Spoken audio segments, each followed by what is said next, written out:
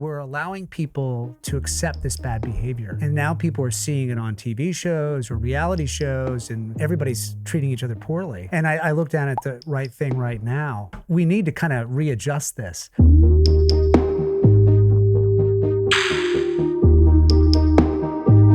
Stoics don't talk a lot about acting, but right. There is one acting metaphor from Epictetus. He says, we're all actors in a play, and that we're not the director, we're just the actor in the play. And that our job is basically just to play that role well. Like, we didn't write the lines, we don't control what the audience is doing, we don't control the arc of it, but our job is to play that well. And I wondered what you thought of that metaphor. Yeah, I think when you're approaching a new role, like I've got a new job that's gonna start here in a couple weeks, and I'm trying to look at it more ritualistically and symbolically and sort of a Jungian approach to it, and to embody it in a way. And can I do it well enough? Can I get it deep enough? Sure.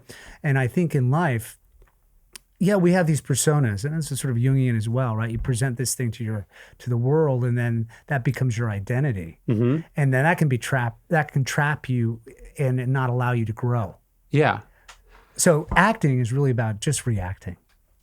Is it hard? Because I think I don't know if I answered your question. No, you did. I did. I think, but it's funny. I hear your point. I think what he's saying a little bit that I've always found it interesting is like, you don't have that much control. Not just like you don't have that much control over, like, you didn't write the script or the director wants you to play it this way and they're giving the instructions, but also like you don't control if the other actors are that good. You don't control the marketing budget. You don't control when it comes out. How do you think about this thing where ultimately, like, the success or failure, like, your face is on the poster, so people have strong opinions about it. Yes. But then you are so relatively powerless about all the things that are going into it and coming out of it. Right. You don't really have control over the culture completely. Yeah. So that comes from the director and the producers. Yeah. And that's really important. Yeah. What's the consciousness of the producer or the director? Sure. That sets the tone. The lead actor will set the tone on the work ethic. Are you on time? Are you prepared? What are their processes like? And everybody approaches things differently, and you have to be able to adapt. And then you have this team of technicians around you as well that you got to unite. Yeah. Which is really quite fascinating. That's kind of similar. And you don't get a through line to it, right? In a play, yes, you have a beginning, middle, and an end. Sure. And it's quite satisfying. Yeah. When you're shooting a show or a movie or a TV show or something like that, it's all broken up. Yeah. So you just have this level of intensity, and then you're waiting. Yes. And the level of concentration goes back and forth, back and forth, back and forth. And you have to be really good for like 14 seconds. Right.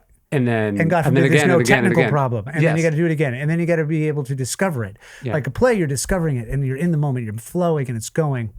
But when you're breaking it up, we go, okay, stop that thought. And now we're going to move the camera over here. We're going to do over this and that. And you got to recreate it and got to keep that spontaneity and truth going. Is that similar to racing? Because I don't think people tend to think of racing as a team sport. But when you get down on the track, you see the pit, you're like, first off, all the men and women, but a lot of the dudes are enormous because they're actually athletes, because 5 seconds between getting a tire on and off is an enormous amount of time. Right. But then there are these intense masters of very specific crafts, and that part of like being a successful racer is really has nothing to do with what's happening on race day, but getting all those people together and training over and over and over again as part of this cohesive unit. Right. You have to have complete harmony in all the different departments, right? You have your engineer. Yeah. You got to have the car. Yeah. The manufacturer, the motor, all that has to work. That's it. And then you have to make sure you got these pit stops, and it's got to be timed, and you got to train like an athlete. There's special schools and gyms, and like I think Indianapolis, there's one where they just train to be strong enough and mentally strong enough under pressure coming in to get the tires on and off. And it's a repetition of that training. Didn't relatively recently, like in NASCAR, they switched from like all the lug bolts to like one? I don't know about that, but it will Drive to Survive, which is the Formula One documentary. And the first season, I think, is really the best season.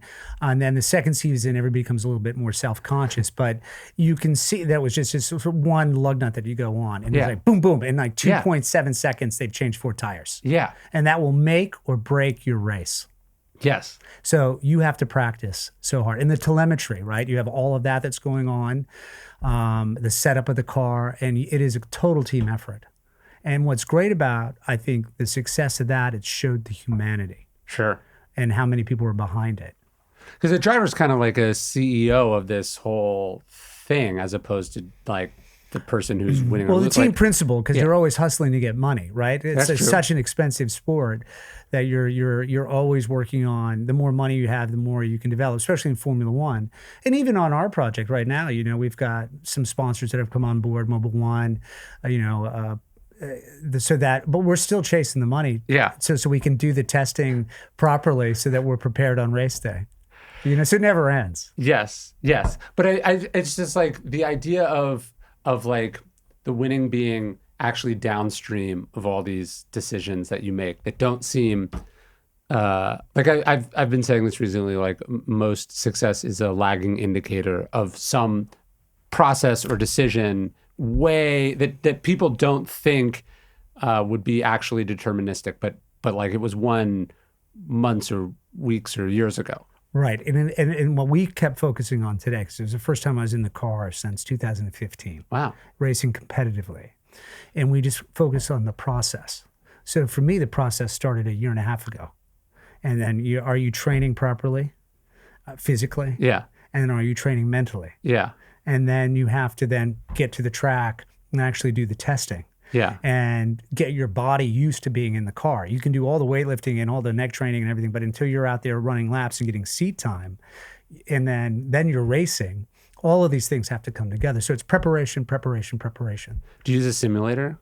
No, because I get really nauseous. Oh. We were doing something the other day for this documentary that we're working on, and Patrick Long, who's one of probably the greatest American drivers that have driven for a factory Porsche driver, took me to a wonderful place out by the airport in Los Angeles.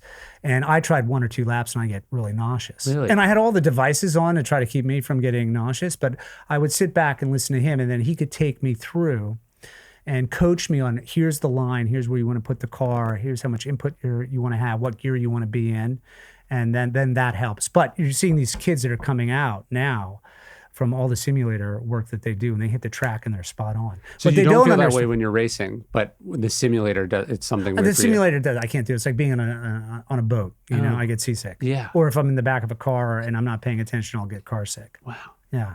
Interesting. Yeah, it really is. It puts me behind a little bit. Yeah, sure. So it's a big disadvantage because I'm not using the technology that can get me up to speed faster. And you're seeing these kids that are coming out that are so young and they're so quick, but they don't understand this is real. Yeah. And you can't push reset. Yeah. And the reset button is very expensive. Yes. Yeah, it's more expensive for you to get reps than a person who can work on a simulator. But then perhaps because your reps are more expensive, you take them more seriously, right, and the stakes are higher. Right. And so Well, the emotional stakes are much higher, right? Yeah. So then how do you control your emotion? Yes. How do you stay calm? Yeah. And then what is your ritual? What is your process to get into the car where you're clear and present? Yeah. And that's the challenge. And I think that's where I think a lot of the work that you do, and people that I've worked with, and like just with technology, like today I was like starting to get really tight. I was like, you know what? I go through my ACT model, which is a breakdown of 4 or 5 things that I say that help get me into place. But it's been almost 10 years since I started using it. And Jacques Dallaire, this doctor, this sports psychologist coach that I used many years ago, I had to reach out to him and I'm like, do you have a copy of the ACT model? I need to. Can you send it to me? So I got it on my phone and I started working that again. And then I was like, I'm still tight. I'm still really tight, and I'm not breathing properly. So I got to remember to start to breathe and just be present. And then I was like, you know what? I'll use the Calm app. And then I couldn't find the right guided meditation until I got to LeBron James. And there was something about his voice and his conversation about when he was playing high school ball. And that kind of settled me in. And then calmed me down. And then I was like, okay, my body's tight. I'm sort of getting a sense of where am I holding the tension? Yeah. And then I was like, I'm gonna just put my legs up on the side of the hauler. You know, Yeah. we have this big tractor trailer, and we go in there and we change and we get all our data and everything. So I'm there. I've got my headphones on and my feet are up above me, and I'm getting there, and I'm getting a little sleepy. And I'm like, I got to get some music. So let me try to find some music that's gonna turn me on. And then I'm rediscovering what my process is to be ready to go. So how would if you want to follow? Go. So how would the Stoics approach something like that? Going into battle, or you're going into competition in some way. What was that kind of philosophy? Well, we could imagine that that's what Marcus Aurelius is doing in meditations, right? Like, this is what's weird about meditations, is that it's not a book for the reader. It's a book for the writer. Right. Like, he was writing it. He was getting his thoughts out on paper. Yeah. Right? And we know for a fact that he wrote significant chunks of it while leading the Roman army. So he's, maybe it's the morning before battle, maybe it's the evening afterwards, and he's just sort of sitting in this tent writing things down. And so I think journaling is a big part. Like, if you got these thoughts that are just kind of pinging around in your head, the act of writing them down creates even just a few feet of distance, right, which is really powerful. So I think journaling would be a way the Stoics would do that. I'm a big believer in walks. Like, when I'm sort of feeling that, like, I have to walk, like, I pace before I give talks. Like, when they're like, oh, will you just sit in the audience and then we'll call you up when it's your turn? I'm like, no, I have to be pacing nervously in the back for like the next 30 minutes. And I try to listen to music. And then I have a similar thing to what you're talking about, which are like, what are a few like sort of mantras or just reminders that are really clarifying and sort of allow you to lock into the thing in front of you. Right. So it's funny to think how timeless that I have to go do this thing in public, or I have to go do this thing that's dangerous. I have to go do this thing I don't want to do. Right. And how do I calm down this part of my mind that's racing so I can be totally present and clear? And we can imagine, that actor that Epictetus is talking about, some version of that too. Like, I'd be curious, how different is your getting ready to race sort of protocol to like getting ready to be on camera? Are they similar? Do you have to get in a similar mental headspace? Yeah, you do. It's like, once again, it's preparation, right? Yeah. If you're coming in and you haven't done the preparation where you know your lines backwards and forwards, and there's a lot of noise offset, you'll go up.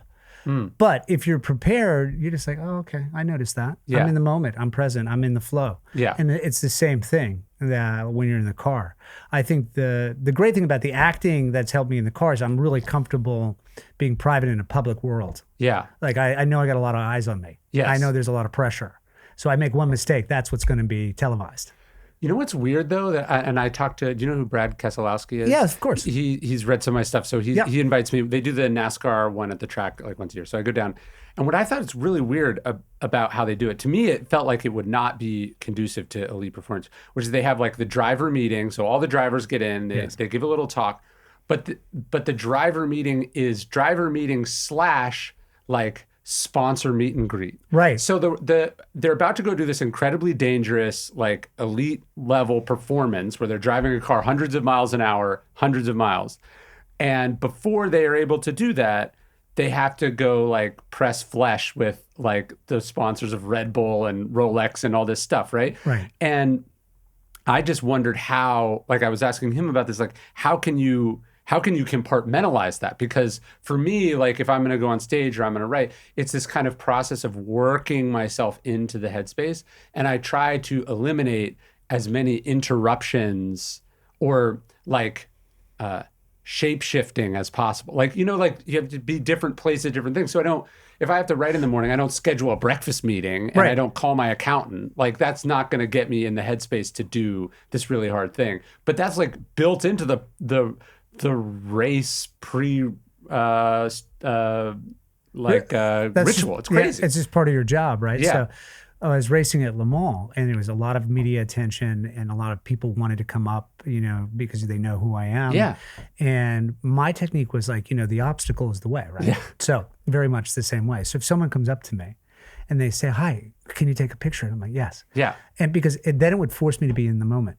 Right. So that's how I would set up my whole thing. And if I had to go and take care of, say, my sponsors, Tag Heuer, they want me to go over and do a press conference or something. Okay, that's what I need to do now. Yeah. So I need to be aware, because situational awareness is so important in racing, right? Sure. Because you got all this activity going. So I used all of those moments as a preset. And some people weren't. Some people had the headsets on and they would just go for it. For me, I would take the time to breathe, and it would allow me to remember, okay, take a breath, look the person in the eye, connect. Yeah.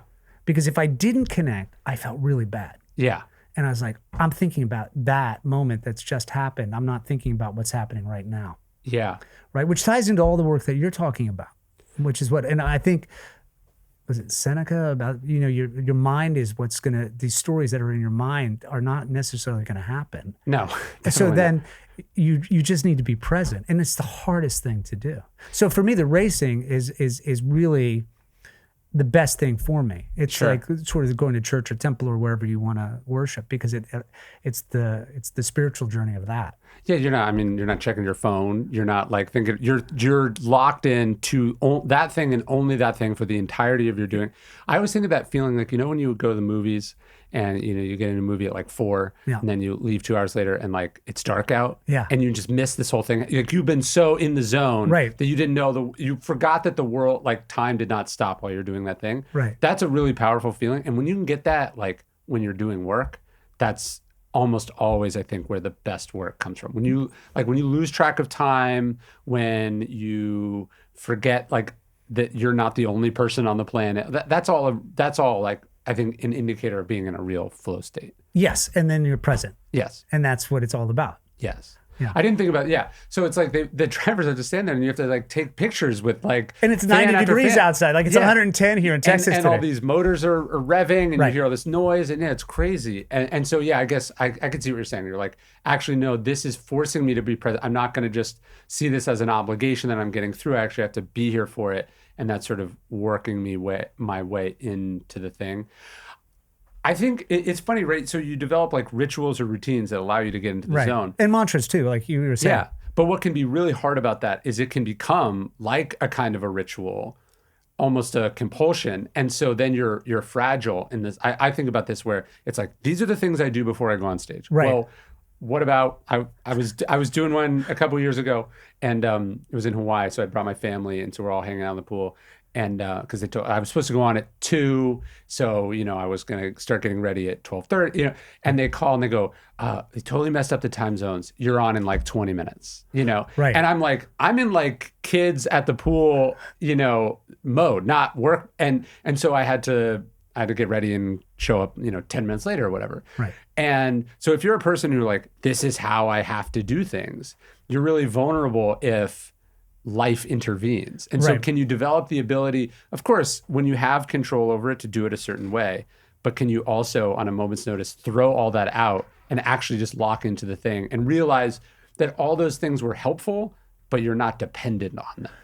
Yeah, that's the real challenge. Like this morning, for example, qualifying. Yeah. Hurley Haywood, great road racer.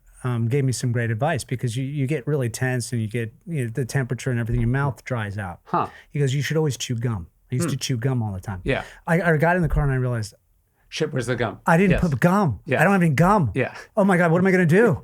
I know. Exactly. Oh no, I'm panicking. And then I'm like, calm down, take a breath. And I go through my act model again. Yeah. And I'm like, okay, so what I'm going to do is anytime I start to feel like my mouth is getting too dry and I'm distracted, thank God I practiced yesterday. I have hydration in the car. I usually don't drink quite a bit in the sprint races. Yeah. I just would take a sip. Yeah. And I was like, okay, that's okay. The obstacle is right there. So he goes back to all the books that you're working about, right? And it's all that stuff. You start to you got to be able to adapt. Yeah. And I go like, this is practice for me doing it a different way. Right. You got to practice what you're preaching. Yeah. Well, I'm like, hey, I always shave first. And then it's like, oh shit, I can't. And now I'm like, oh, I'm going to do it. Like I read about this kicker once in the NFL who was like adamant about never listening to any superstitions. Right. Because he's like, if you're like, oh, these are my lucky socks. Well, then what happens when the equipment manager loses the lucky socks? And now you're in so he was sort of actively is like, he was always like, anytime he found himself repeating a thing, he was like, nope, not doing that, because he didn't want to be susceptible or dependent on the thing. And so I kind of think about that too. When it gets tossed out or you have to do it differently, I go, this is a chance. I try to shake it up on purpose. So because I think like people go, are you nervous? And I think when you've done the work and you have a sense of your own ability to improvise or be flexible, then you're like, no, because I've been in lots of situations and I always manage to figure it out. Right. And so developing that kind of resiliency where you're like, I know I've done the work and I know I can succeed in any conditions. Right. That's a place where you can be really confident, where as opposed to, no, I have to do this thing in this order every time or I'm worthless. Right. Yeah, I see that trap, and I've fallen into that hole a couple of times, and you have to make an adjustment, right? So you make the mistake of like, oh, I didn't do that correctly, and it spun me all out. Yeah. Now I'm like, okay, I just have to adapt to this. This is just what it is, and I got to be. That's okay. I don't have gum. Yeah, because otherwise you're like, Patrick's not racing today. She doesn't have gum. Right. Patrick's not coming out of his trailer. It's your preparation. As long as you feel like you're prepared. Yeah. You do your homework and you're there, you can adapt to whatever's thrown at you. But is the fear always there? Like I the anxiety and the fear never leaves you. I mean, I was so nervous and scared, and I'm putting myself back out in harm's way, and you don't want to look at images of old vintage racing and cars and stuff like that, and you're like, okay, so that's coming up. Let me hold it for a minute. Okay. It'd probably be bad if you weren't. Right, because what it does, it gets you on edge enough. I mean, the only problem when you have and even going in front of the camera, the first take, or you're getting into it, or doing something like this, you always have a little bit of anxiety. You're meeting new people. You just figure out how to, okay, I'm going to get through this. I've had the experience. I know I'm going to survive this, and this is part of his teachings as well, and his own struggle with it, Marcus Aurelius. You just go, okay, I gotta make sure I'm flowing, that it doesn't get blocked. Yeah. So how do I unblock that energy, that fear? What am I afraid of? What's the worst case scenario? Yeah. Well, is that happening right now? No. Okay. Right. Let me go. Let go. Let go of what happened 5 minutes ago, and be right here, and find something to engage you quickly. Yeah. I added an acting thing, so I just did a 10-year anniversary edition of The Obstacles Away, which it hasn't come out yet. But a lot of athletes, it's so cool. Yeah, I mean, a lot of I work with the U.S. ski team quite a bit, and a lot of the skiers use it, or I recommend it to them. Wow. Because they're always dealing with stuff that's coming up last minute, whether equipment or weather, or delays and all that stuff. So a lot of people are using that book. To your point, I heard this interview with Kate Winslet, and she was saying, she's like, I always look for what I can get for free. And he was like, what does that mean? She's like, so if I'm tired, I go, how do I make this character have some fatigue in them? Or if I'm feeling afraid, how am I using that in the thing that I'm having to do right now? Which I think is a really interesting way to think about it. So it's like, instead of going, hey, I'm anxious, I'm about to go on stage, I need to stuff that down and pretend it's not there, or I need to dissect it and make it go away. You're saying, no, how do I sort of ride this energy into what I'm doing, or bring it into what I'm doing? Or you could say, let's say you could use that, depending on the context, to connect with the audience. You could say, I'm feeling nervous right now for these reasons. And now all of a sudden you've created a moment of vulnerability and connection with someone that, had you been ashamed of feeling that emotion, they would still sense something was wrong. They just wouldn't know why you're being weird. Right. Yeah, that's interesting. I never thought about it like that before. That's a good thing to remember. Because sometimes you're 15, 16 hours into a day and you're like, oh, I can't do another scene. We got another scene we got to do? Yeah. I'll use that now in the future. Thank you, Kate. To me, that's what the obstacle is the way it is. So instead of fighting this thing, you're like, how do I find some advantage? It's not always this transformative, massive advantage, but it's just little things. It's adjustments. It's like in the car. Every lap, the car's different, right? The tires are going to be good for a couple laps, and they're going to fall off, or the temperatures change, or you've got traffic, or you missed the apex. You have to adjust. Yeah. So you're constantly just kind of finessing to keep the speed and being sensitive to where you are. Are you getting through that corner a little bit faster? Okay, so I lost time there. Now where can I pick it up again? Yeah. Or if I missed, I'm not listening to the actor. Yeah. I got to go, okay, really focus on what they're saying right now again. Focus on them again.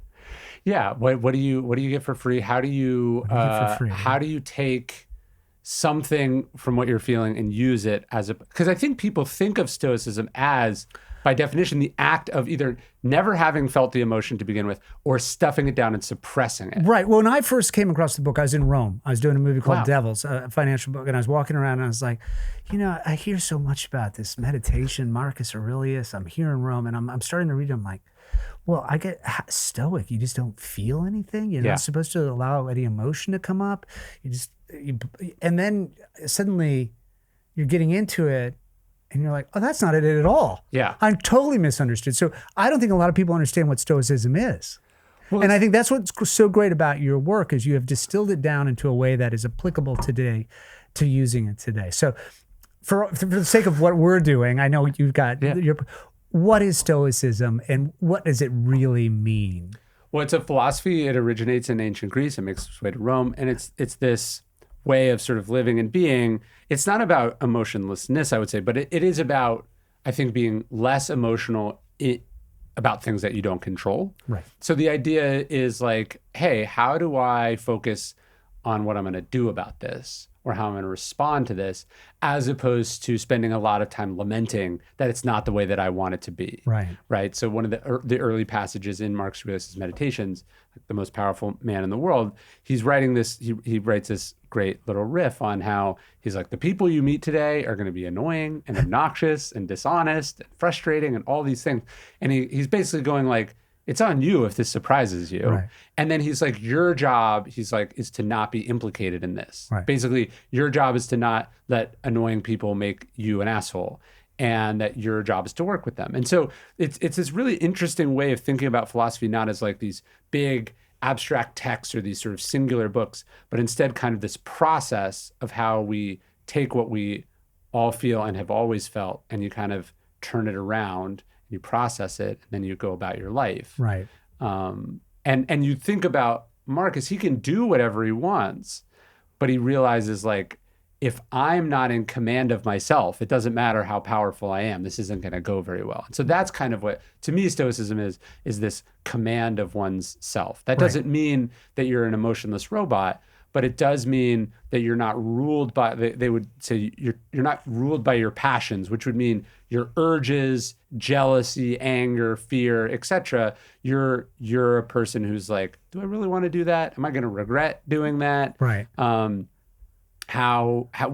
What's the best way to respond to this situation? That's what the philosophy is and has been for now. Right. Thousands of years. So I'm in Rome. Yeah. I'm shooting in Italy. Yeah. Total chaos when you shoot there, right? We're first weekend. Yeah. I had a little bit of time, and I'm getting into I'm getting into your books, right? Oh. And I also I'm dyslexic, right? So reading for me is painful. Huh. So all the audio books now are fantastic because if you're jet lagged, I'm gonna put it on and I have my storytelling, and you start to go, okay, I'm gonna digest this, and then I'll go back to the book, and then I'll start to go, I want to focus on this chapter. And I want to really look at it. I'm going to underline it and do the technique that you have with your cards, right? So that's reverse engineering. Huh. And I'm in this situation on this production, and that's driving me crazy. I'm going to lose my temper. I'm like, if you lose your temper, then you lose control, and then you lose respect. So I kept returning back to that. And I go, this is going to be my challenge. This is my obstacle through this entire production. Yeah. Is to keep in control of my emotions and to kindly direct the energy, and create the culture, and I'd come home and my head would be splitting because I was just holding so much in to stay calm. But as the shoot went on, everything started changing, and vibrationally, probably I started changing too, where I was a lot more cool about it and like, okay, it's all right, we got it. Come, guys, let's stop the take. You can't talk right now, okay? I know we're all hungry. I know we're well past lunch, but let's just get this one take and we'll go with it. And then you kind of get back into it. And it was really fascinating to see in Rome, of all places, this thing started to come up for me. I think it's fitting. I mean, there's no way that Marcus Aurelius does not have an anger problem. Right. Like he talks about temper and losing your cool and your emotions too much for his private journal if that's not something he's actively struggling with. Like my reading of it over and over again is like, the reason he doesn't say like jokes are funny, or sex feels good, is he doesn't need a reminder of that. Like he's got that covered. It's the book is him really trying to remind himself of what he keeps forgetting. Right. And there's an interesting passage where he's talking about, he's like, it's not manly to yell at people. And we can imagine his predecessor, the Emperor Hadrian, once loses his cool at a like a secretary or a scribe, and he picks up a stylus and he stabs it in their eye. And this is something the emperor can get away with, right? Like they're like, sorry, and maybe Marcus witnesses that, or he hears about it, right? Like for him, he has this weird duality where like, people will indulge anything from him. He can do whatever he wants. Right. But he decides that's not who he wants to be. And maybe he had embarrassed himself at some point, or maybe it had caused problems for him. But it's very clear in Meditations that it's something he's working on always. Right. And that he's not perfect at it, or it wouldn't come up more than one time. Because he's not saying, hey, this is what I want my son to know, or this is what I want you, the aspiring Stoic, to know. Right. He's saying, you, Marcus Aurelius, have to stop doing this. Right. And so it's so interesting that like it's been this sort of timeless battle. And then in what great art is usually it's so specific that it becomes general. And so his specific struggle with this temper thing is 2,000 years later in the same city, but in a way he could never have comprehended, right, of value to someone else. Right. And also too, as an actor, you have to generate a certain amount of emotion. Maybe that scene requires you to be angry. Yeah. So I guess it's like what Kate Winslet was saying. It's like, okay, that's the gift, right? How am I going to use this? And it's like, okay, what's pissing me off today? How do I focus in on that and be able to channel that into the scene? Yeah. Where I'm not losing control, but at least I'm fired up. Yes. And then that's now, I think, my job going into this new project is to find those dynamics and be very specific in those scenes. And this is a part of your preparation. So when I say X line and whatever I'm going to say, I know exactly what I'm thinking and where it's coming from, so that I can allow it out in a ritualistic way. I'm really interested in people who can use emotion in that way, because, I mean, obviously you could also do a great job if you were this live wire who's pissed off all the time. There's that would have collateral damage, but it might also get captured on the screen well. Right. But it's a costly way of doing it. So sometimes that's why artists who are crazy or poorly disciplined, they can be great at what they do. They just also tend to blow up their career and relationships, right? And certainly as a younger actor, you do that. And I definitely did that. I made tremendous mistakes by thinking that was going to help me as an actor, but it just alienates you from the crew or your cast members.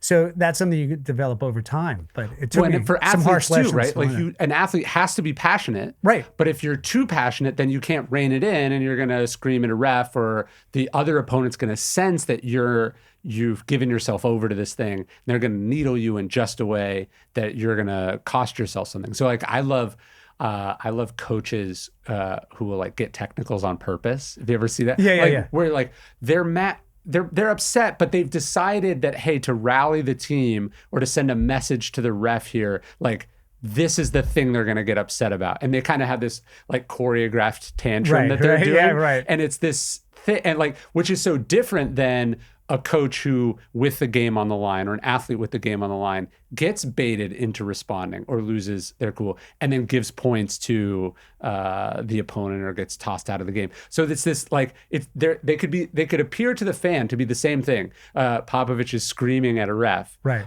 But whether he's doing it, like there was famously a game where he gets thrown out because he wants Tim Duncan to finish the game. And he thinks the players will respond differently to Tim Duncan, who was then an assistant coach. He did it. Actually, Becky Hammon was the first time a female coach finished an NBA game or coached an NBA game, is because Pop got himself thrown out on purpose. And so, but that's very different than like Bobby Knight throwing a chair across the court because he's lost his mind. Right.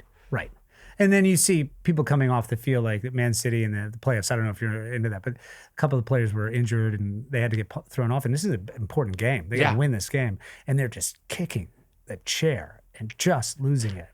And well, that's not fair. But you have to understand they're coming out of the heat of the moment. Yeah. And they got to get it out, and they want to win. They're so desperate to win. It's like I kind of forgive them for that, because it shows their level of commitment and how much it means to them. So it's tricky. So it's interesting when you say about him, he's purging his fear of the day or everything to get it out. But I imagine sometimes he must have yelled at people. Not because he was an asshole, but he's like, look, this is the only way I'm going to get through to this person. Again, the idea of that leadership is like, hey, I'd really like you to do this. We're all best friends. He's running an enormous empire of 50 million people. And emotion, it has to be a part of it. It's just, are you having the emotion or is the emotion having you? Right. And that's the real discipline, is controlling the emotion, right? And especially as a parent. Yeah. With little ones or even teenagers. Yes. And they will not listen, and their brains aren't developing, right? So they're not going to comprehend what you're trying to tell them. And it's like, and you're going to okay, I got to go back and work on this. Yeah. I got to get this figured out. I mean, depending on how you grew up, how you were parented is going to affect how you're going to parent and all of these things. And then you got to go do your work to get better as a person. And then that's the whole, we talk about, okay, started the day. Let me reflect on my behavior today. I read this thing from Cesar Millan once, the dog trainer, and he was saying, your dog runs the door, it's like, rah, rah, rah, rah, rah. And then you're like, hey, shut up. And he's like, you're both barking. You're both barking. And I was like, oh, that's really interesting. And if you think about it that way, we do this to kids, like your kid's throwing a temper tantrum and then you're getting upset and then you throw the adult version of a tantrum and they're like, oh yeah, this is what we do when we lose our temper. Like you're accidentally reinforcing the exact same thing that you're supposed to be able to calmly parent them out of. Not that you can always do this, but the idea of your teenager's trying to get a reaction from you. Right. So that's what they want. Right. Yeah. I had a moment like that with one of my sons, and it was a big coming together. And I remember it was a huge turning point for both of us. Interesting. Yeah, because I was just like, I couldn't handle it anymore. And then I realized, I was like, I'm not even me anymore. I'm my mother, and now he is me, and this is my mother chasing me through the cornfield, Yeah. Because I did something really wrong. And I was like, wow, I got to go work on this issue. And you probably don't even remember what the thing was about or care that much about it. No, I know what it was about. Do you care that much about it? Not anymore, because he doesn't either. But exactly. It was an interesting bonding moment. And it was a real wake-up call for me to get my work done. Yes. That's the thing. Yeah, we all have this sort of kid in us that can get triggered. Yeah. And I think that's probably what a lot of the sort of protocols, even for, pre-performance is about calming that energy and making sure that you're not bringing in the wrong, I think in Stillness is the Key, I told a story that I thought was interesting about Judd Apatow. He was like, it took me many movies to realize that the studio was not my parents. And he was saying, so they were giving him notes and he's like, fuck you, mom. Yeah, right. And really this is just an executive saying hey, I think the movie's too long. Right. And so that part in you that's triggered by either the stress or the tone of someone's voice or the violation or whatever the thing is, you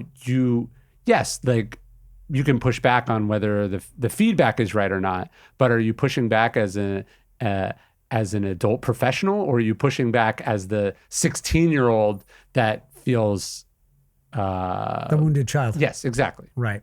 Which is really interesting because of entertainment, right? We have reality television. Mm-hmm. So reality television is all based on contrived conflict. Yes. They're like, no, you need to be bad, act badly. Yeah. Create conflict because everybody's getting along. We need to, and I think it's really hurt our society because we're allowing people to accept this bad behavior. And now people are seeing it on TV shows or reality shows, and and now it's kind of everybody's treating each other poorly. Yes. And I look down at the right thing right now. I mean, I'm right. Yeah. We need to kind of readjust this. So why aren't we teaching these values in a way that people need to see from our leaders, number one, from our stars, our athletes, to set the right example? And we've really lost that, and it's really dangerous. And you look at the storm before the storm. I mean, we're heading there, man. Yes. We're heading there. Is the Republic over? Well, we should talk about that.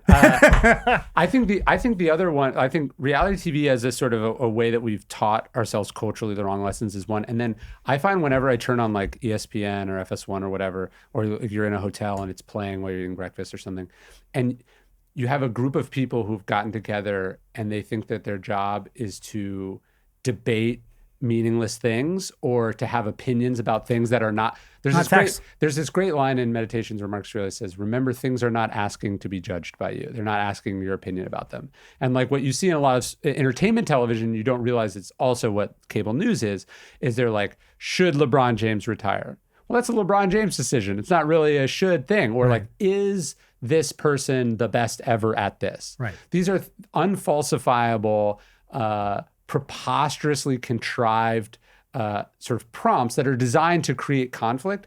But I think what they prime both in commentators who universally seem to me to be very unhealthy people, but also the audience, this idea that you just should have opinions about shit all the time. Right. Right. Which is what news has become. Yeah. Really, you should just be watching and learning or not watching, and because it doesn't affect you. But this idea of like commenting on stuff as it's happening and then having opinions about whether it should be different or not, right, is this weird, gives everyone this inflated sense of their importance, right, which is, I think, just fundamentally unhealthy. We're just sitting arguing about whether reality should be the way that it is. Right. And this gets back to the gossip aspect of things, right? And what he was saying and talking about gossip. It's the same thing. And they're televised and paid a lot of money to do it. But it's really hurting our society. Yeah, it's very bad. And was so-and-so well-dressed at the Golden Globes? And it's like, I mean, it already happened and they didn't commit any crimes. Is this a thing we need to have an opinion about? Right. But it is. Like, it's a way of sort of disassociating from the reality you live in and abdicating the things you have responsibility over. Right. That's actually the premise in the book. It's like I think when people think justice or they think philosophy, they think our job is to like debate. You know what the trolley problem is? No, tell me what. The trolley problem is the most one of the most interesting prompts in ethical philosophy, which is a trolley is heading down a track and it's going to kill one person, but if you pull this thing, it will kill 5 people. Or sometimes they do it different ways. But the idea is you pull it. Is there a difference between, I think it's going to kill 5 people, but if you pull the handle, it will only kill 1 person.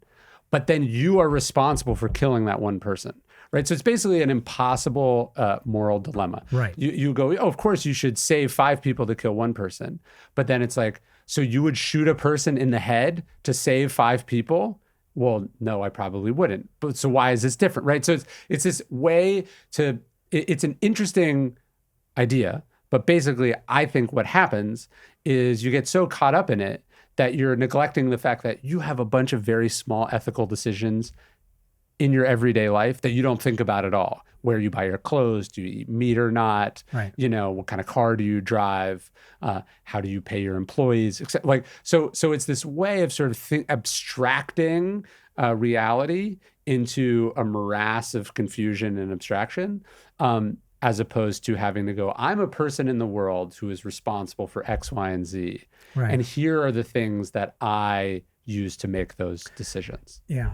It's interesting you bring that up because I mean I'm literally just coming from a racetrack, right? Yeah. And we're dealing with global warming, you know, and you're like, there's that dilemma of like, wait, am I adding to the problem or am I helping the problem because the technology that's being developed can ultimately help, or am I just, you know? So you have those dilemmas and you have that thought, you know, like, God, but you know, it makes me a better person, so my actions are actually kinder and gentler because I am doing that. But I do think about that quite a bit. Interesting. Yeah.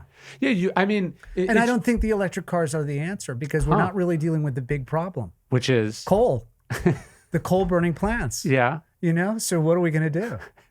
I don't know. Are we just going to have to slow everything down and get back into these smaller communities? Yeah, I don't know. I mean, look, we're in this little community now that everything was here and the river was going by and they were chopping the trees down. But also, like, the most environmentally friendly place you could live is New York City because it's all concentrated and you don't have an acre of land that you raise, you know, designer grass on, you soak in water. Like there's an endless amount of ways to think about it. But that's kind of the point, is that, like, I think you can look at these ethical dilemmas or debates in such a way, in the same way that we do, I think, politically, where we go, well, I don't like this person, I don't like this person, and then what about this, and then what about this, and what about this? And then 50% of people just don't vote. You know, like, so it's this way of like, way more people have opinions about what's happening in the world and then neglect the small sphere in which they have actual influence, because that seems small in comparison to the enormity of complex problems. But our job isn't to fix complex problems. Our job is first and foremost to start with what we have control in over. our circle. You know, what are we doing? Yeah. And also this gets into something that really is important to me is like, we should be of service. Yes. So he talks a lot about that. Mm-hmm. And like, that's the thing. How do you give back to your community? What are we doing to be of service? Yeah, he said the purpose of life is good character. So that's, I think, just the individual aspect of self-control, what standards you hold yourself, etc. He says the fruit of this life is good character and then acts for the common good. Right. And so to me, that's both sides of the sort of Stoic coin, which first and foremost, who am I going to be? What am I going to, it doesn't matter what everyone else is doing. It doesn't matter what's legal or not. It doesn't matter what they'll let me get away with or not. Who am I going to be? And then the other side of it is, what am I going to do? How am I going to leave this place a smidge better than I found it? How can I use the success I've had to open doors for other people, to be of service for other people? That was something I think there's a line, because you recommended that book to me and I read it. And there was this, I thought it was so amazing. So Emerson reads Leaves of Grass. Right. He gets a self-published copy of Leaves of Grass. And he just sends Whitman a letter and he says, I greet you at the beginning of a grand career. Like, so you have the most powerful or the most famous, respected artist in America reading this random weirdo poet who's self-published a book. And he just unsolicited sends him a letter saying like, you're talented, you're going somewhere. Whitman ends up using it as a blurb on the cover of the book. But like, we know about Walt Whitman because Emerson co-signed for him, right? You know, it gave him a stamp of approval. And so like, what's our version of that? Who are we opening doors for? Whose career are we helping? It's so easy to just be like, well, what's the next big thing for me? What's my next thing? Right. But do we spend even a fraction of our energy going like, who's coming behind me? And what kind of legacy is that going to be for me? Right. And these are, you know, when we think like, hey, this is a good person, they made the world better. Again, it doesn't have to be that they invented some new form of energy. It can really just be like, no, all these other people have jobs because of that person. And do you find that what you've done here with the bookstore, the podcast, changed this community? I think in some ways. I'm not sure everyone loves it. I'm sure they don't. I'm sure there are a lot of people that are like, what are you doing here? Yeah. Can you just go back to wherever you came from? Yeah, there's definitely some of that. That was But really, you're putting positive energy out into the community, sure. right? No, the way we thought about it was, okay, I need a studio space for the podcast. I need an office because I want to stop working in my house, and I need office space for other people. So I could rent, boring chunk of square footage from somewhere, right? Like every other business ever. And then when we eventually close or I move on to other things, they'll move us out. There'll be no record of it. It'll have zero positive impact on anyone but the landlord to whom I paid rent for however many years I was there. And then we were sitting and having breakfast across the street. We saw these things and they were for sale. And I was like, honestly, like the math here, I could just buy these buildings, turn them into offices in the back, and then the bookstore could lose money every day and still I'd probably net out about the same. Right. Now, that's not what ended up happening. The bookstore has been this really cool part of the community. But the idea was like, how can I take something I was already going to do and create efficiencies off of it that might have some positive impact? Like, this is not a town that could support a bookstore. The 8,000 people live here. You can't have an independent bookstore. But if you have offices that are subsidizing an independent bookstore, then the people here, it's as if they live in a town that can support an independent bookstore, and that's a positive thing. And so I have just tried to think about, how does your success end up creating sort of positive efficiencies for other people or things? And that's not the same as curing cancer or something, but it has, like, if you actively think about like that and you consistently do it, depending on how lucky you are and how long you're around, that can be cumulatively quite a lot. Right. Yeah. Exactly. So yeah, that's how I think about it. Good. And it's interesting you brought up the cancer situation because a small town in Maine. So we do a great deal of research. We do a throttle. This is your foundation. So the Dempsey Center. Yeah. So what we do there is we don't treat the disease. We treat the person holistically. Yeah. And we try to customize the care. Yeah, we have our counseling and support services, and we do it remotely. It started in the small town I grew up in. It was an old mill town, kind of like this, it's like, and all the factories had left. Yeah. All the industry has gone overseas. Bass Shoe was there. Oh. So you had all these beautiful old factories, but the identity has been lost, right? Yeah. So that's the cancer of like the exporting of our local businesses. So, we do so much in these hospitals where we're throwing so much money into research and the pharmaceutical companies are doing a great job in their way. Yeah. But people are coming out of cancer treatment without being healed. Yeah. They're being treated, but they're not being healed holistically. Yeah. So their body's been ravaged. Then the door's shut and they're like, you're good. You're good now. You're done. Yeah. And they're left completely scarred. So that's through my mother's cancer journey. She had over 12 reoccurrences, and passed away in 2014, and was diagnosed in 97, I think it was. And so this came out of that obstacle or that tragedy. And a lot of these wellness centers or support groups that are around wraparound care, I should say. So we do counseling, which we do remotely, and now we're reaching out to other states. I think cool. at 32 states. And then we also do in office where we're doing Reiki and acupuncture and all of those things.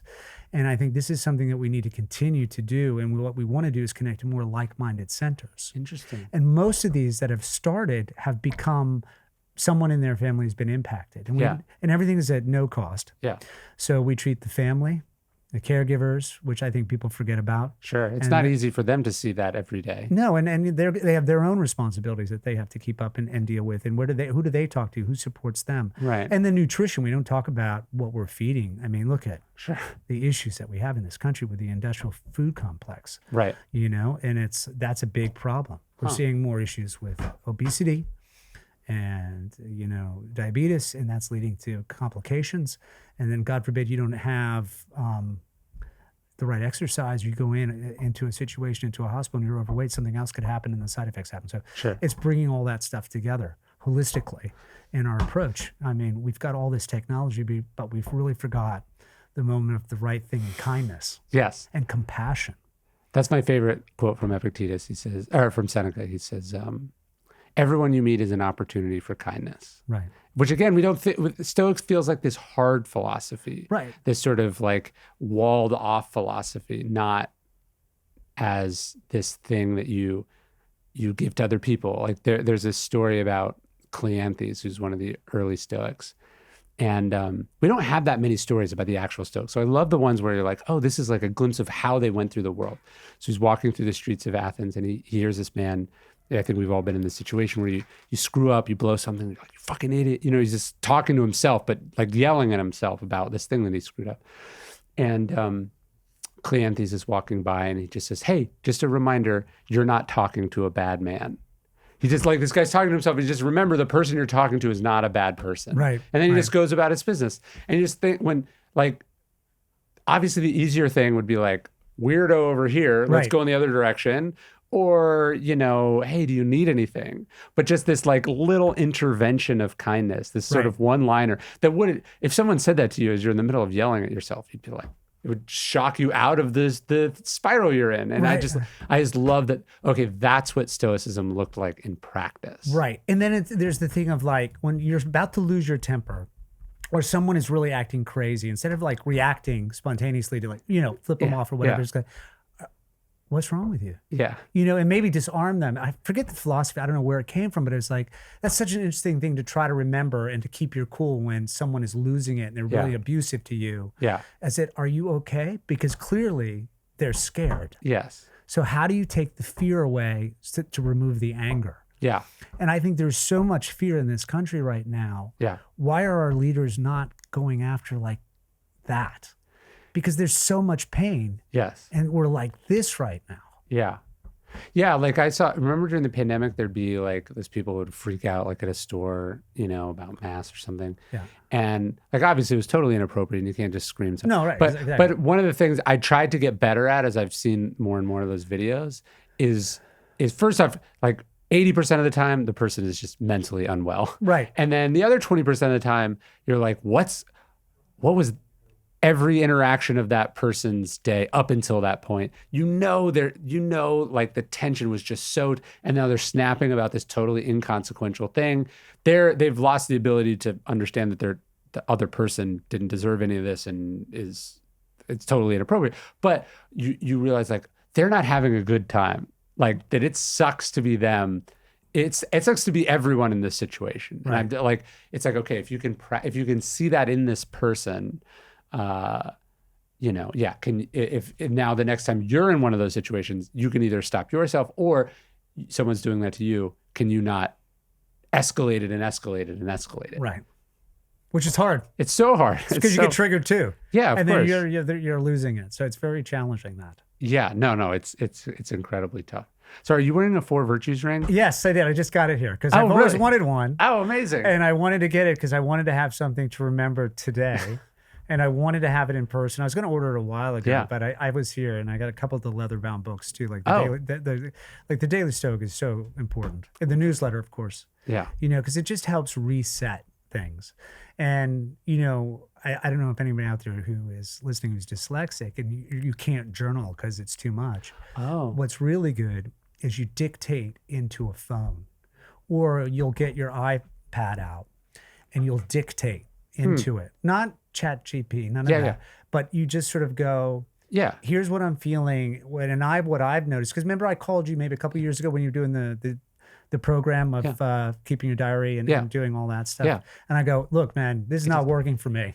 Do you have dysgraphia too? It's a mess. Like I'm basically a functional illiterate who somehow became a star, and I don't know how this has happened. In a thing that you have to read. I could never get through school, but I've always listened to, and I'm using technology. So here's a beautiful thing about technology. Instagram can be a real gift and it can be your university. Yeah. It really can be if you get in the right algorithm. If you get in the wrong algorithm, it can make you lose your mind. Make you really lose your mind and go crazy. And then also audiobooks, used to be records. I'd have to go to the library to listen to something. It's like a or 12 I would CDs. I'd go to lectures. Yeah. Like I really got into sort of Jungian philosophy early on. So Robert Johnson, you remember he, she, and we, and getting into all that stuff. And I'd go to the lectures, and that's how I could learn. So I think with this technology, it's giving people an opportunity who normally wouldn't be able to do it. So that's how I'm starting to do it. And then some approach to like, hey, we want you to, why don't you write a book? Yeah. I'm like, there's no way I can write a book, but I think that's the next challenge for me is, can I use that technology to be able to express myself in a way? And then you go back and then you edit it. Yes. And sort of like, and go, okay, I can say, let me find a better word for that. Well, it's very easy to be snobbish about sort of forms of technology. And I found that like, I love books. And so for me, right. books, and you've turned your love and your insight has really turned me on, because I'll go, what are you reading? Yeah. What are you reading today? Or if I come across something, and then you sent me Transcendentalists in Their World, which is like, 9,000 pages or something crazy like that. But I can't do, I don't like audiobooks. And I think there was a point in where I'm like, it's obviously physical. It's the only way to do it. And then you're realizing, I just would talk to all these people and they'd be like, I didn't used to read. And now I listen to audiobooks, multiple audiobooks a week. They read more than me. And I realized, oh yeah, they thought they didn't like reading, but really they didn't like books because books didn't work for them for whatever reason. Right. And so there's what matters is that you're downloading the information, that you're getting it in your brain. And some mediums work better for other. I even see this with my books. Like people go, oh, why do you need to read Ryan's books? Just read the originals. And I'm like, I would love to exist in that world where my books weren't necessary. Right.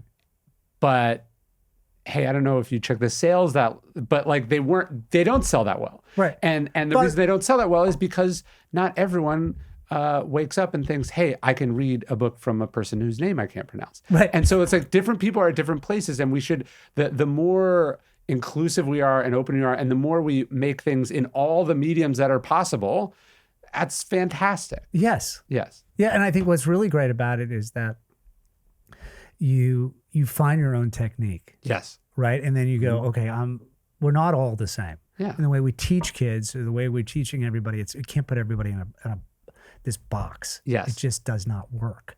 But when you go back to the book, I'll go back and I'll isolate a chapter. I'll make a note. Okay, I need to go and check this out. And I'll write it down and I'll look at it and I'll read it. And then I'll keep it and then start to develop the file. I wonder if that actually makes you a better reader because you're engaging with it in multiple mediums, Right. and then you're really zooming in on something that you think is important. And because it's like people with my note card system, they always go, it would be so much easier if you read audiobook or if you read ebooks, and then you just highlighted the passages you wanted to keep, and then you just sent it into Evernote or some Dropbox or whatever. And I go, no, the whole point is that it's hard. Right. It's supposed to be tough, and it's supposed to be labor intensive. Because in the difficulty and the labor, first off, you're only going to do it over things that actually matter to you. And then by engaging with it, I imagine the ritual you have to go through on a script makes you understand it at a level that if reading was very easy and came naturally to you, you would maybe have a more superficial understanding of the material. You had to really understand why each word was there and what each word did, because you had to break it down in your process. Right. And I went into a profession which is all about reading the written word. Yeah. So that you're dealing with that all the time. Yes. So your ego is constantly getting challenged. Wow. But what's interesting when we talk about the transcendentalists and certainly the Peabody sisters and what was going on, like the new cool thing was magazines. Yeah. And like, what's the new book? That was like their Instagram and their like thing at the time. Yes. That's all they had. Yeah. But they also had the lyceums, which was the lectures. Yes. Which is now the podcasts. Yeah. Uh-huh. You know, so it's really interesting how it's still the same, but And there were how probably- we're reaching people are different. There were probably people who were like, why do you need to go see him talk? Just read the book. You know, like there's always this thing where when it comes naturally to you, you don't understand why someone prefers to consume it in another medium. But really, we should all just be celebrating anytime anyone is taking even the smallest amount of effort to open their mind or learn something or hear from someone's different perspective. Like I just did this interview for NPR and they were like, what do you think about all these tech bros that are reading Stoicism? Is that a problem? I was like, of all the problems in the world, that seems like the one I'm the least worried about. Right. Like, I actually can't think of anything I'd rather they be doing. Right. You know, like if you're like, hey, they're going to be doing any of these things, or they're going to be reading about an ancient philosophy centered around virtue, I'd be like, that sounds like something we should all be getting excited about, not something we should be judging or, you know, calling broicism or whatever. It seems weird that we just have this, it's a snobbishness where we want to like discount that people are learning differently than us or consuming it in a medium differently than us. It's just all great. Well, didn't it all start by conversation? Probably, yeah. Right? Like the Greeks, weren't they just they weren't Walking sitting around around handing out books? Well, you know what Stoa means, right? Stoa just means porch.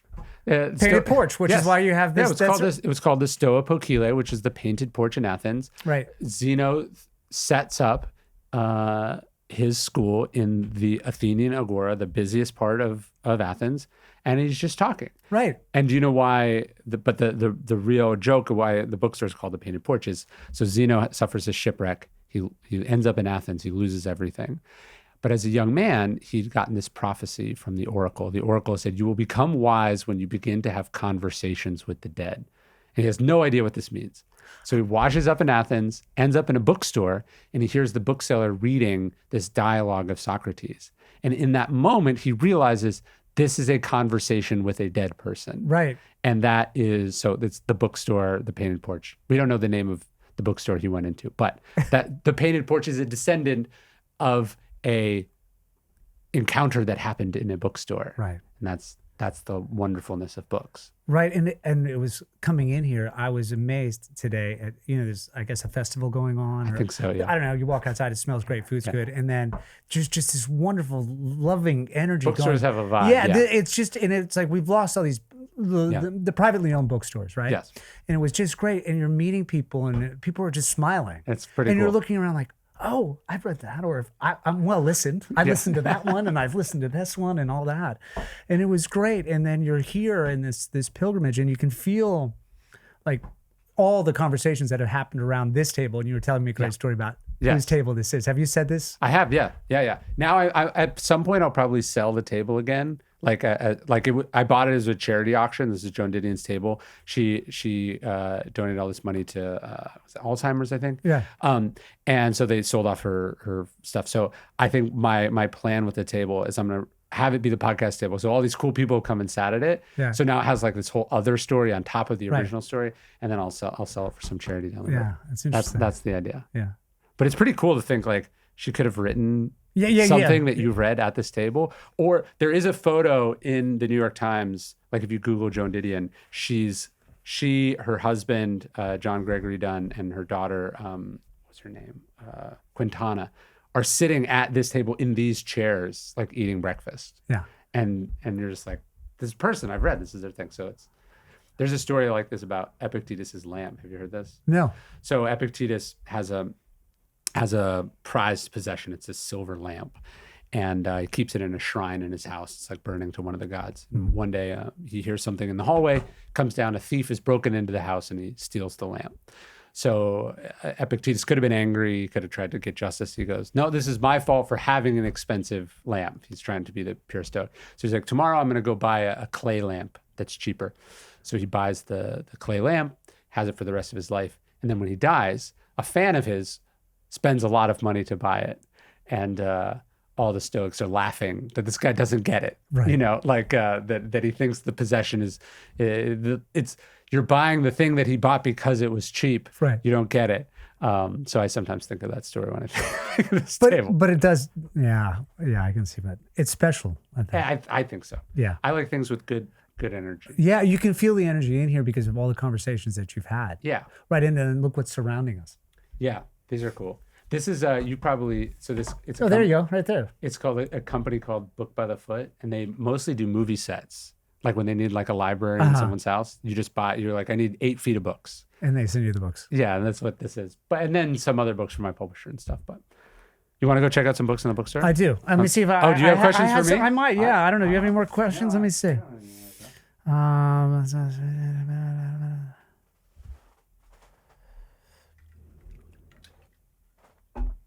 think we kind of covered everything. We cover it? Yeah. It was really good. You were in my dream the other night, though. Oh, that's weird. It was really funny because it was at, it's kind of similar to this setting where I kind of accidentally walked into your release of the new book. Oh.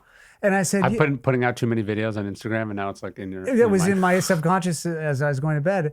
And I was sitting behind a mic and I go, yeah, the book we just wrote. And then you looked at me and like, you were so offended. Oh, and yeah. I felt so bad. I was like, no, it was a joke. It was a joke. I didn't mean to upset you. I was just That's so hilarious. grateful to kind of be at I kind of walked in accidentally to this press conference in the book release. That would be so funny if I'm doing a launch for the book and then I publicly lose my cool over a minor slight. That'd be very Yeah, because I could just see you withdraw, and I was like, well, what is the symbolism of this? You know?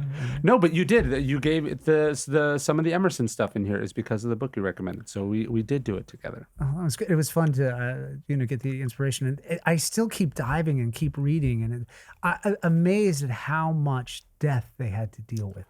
Yes, in that Mind on Fire book about Emerson. That's, I think, one of the best books I've read about Emerson too. Yes, it's it incredible. opens for people who haven't read it. It opens with him on the year anniversary of his 5-year-old son's death, who was named after him, right, Waldo? Yeah. He decides to open his crypt, and he misses his son so much he decides to open the crypt of the son as well as the wife. Yes, because he did the same thing to the wife as well. Yeah. He just wants to see it, and you're just like, ooh. Yeah, someone said this once, I forget who it was, but they were like, we haven't explored enough what all that death meant to people and how it shapes it. Like, just imagine a world where, on average, you'll lose one of your children.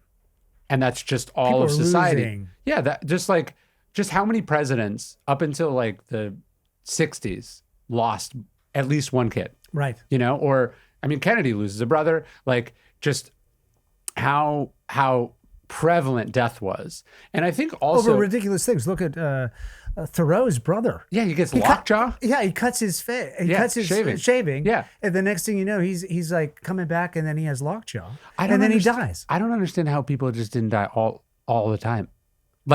Someone who works for us had appendicitis recently, And I was like, how do people not just die of that all the time? Like there was literally nothing you could do. Yeah. And so it must have just been like, yeah, somebody's fine one day and then gone. And so how does that, here's what's crazy to me. So people would just die of shaving themselves. Like Thoreau's brother cuts himself, gets lockjaw. It's so traumatic that Thoreau has psychosomatic lockjaw. Right. Afterwards, just because he watches his brother in the period of like 5 or 6 days just die in severe agony where you like contort. It's this crazy thing. And yet, philosophically, they practiced this idea of memento mori all the time. They talked about it all the time.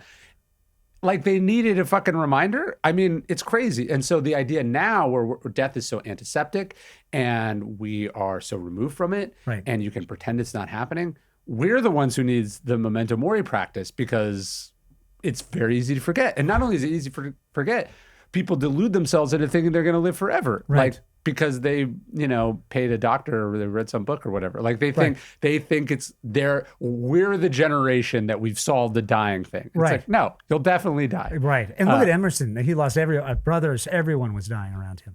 Yeah, that one lady died in that horrible shipwreck. Yeah. Margaret Fuller. Yes. Margaret Fuller is an amazing woman. Yeah. And they were, these poor women were highly educated, brilliant. She basically ran the dial for them. Yeah.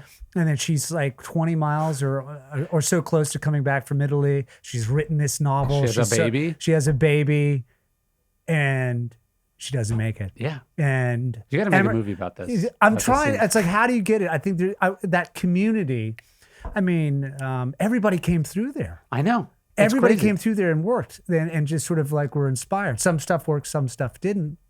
But really fascinating. Yes. Really fascinating. All right, let's go in the bookstore. All right, very good. Thank you.